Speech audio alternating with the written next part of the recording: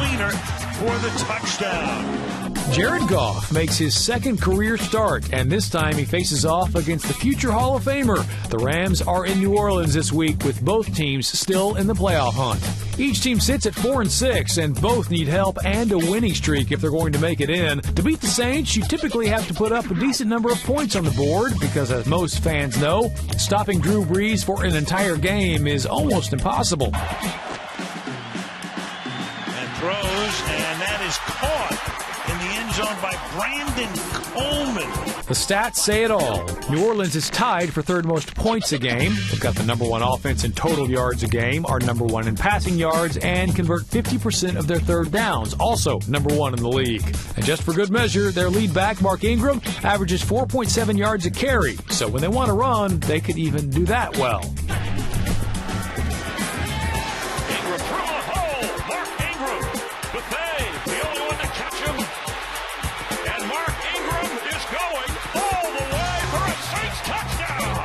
Asking Jared Goff to keep up with Brees and company on the road might be a little too much. The rookie quarterback inherited an offense that is one of the worst in football.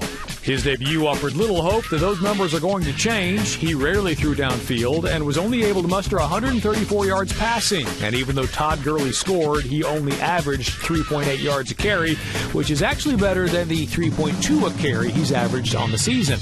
That means it's likely up to LA's defense to try and keep things close.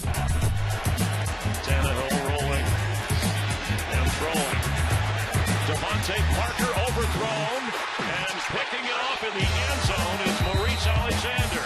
Defense is the Rams' strength, though. 6th overall in total yards per game allowed, 6th against the pass, and tied for 5th in points per game allowed at 18.7. And the Rams' secondary is the best when it comes to defending big pass plays. They've given up the fewest pass plays of 20 or more yards. So how are the Saints at throwing the long ball? Well, no surprise here. Second best with 42 passes going for 20 or more yards.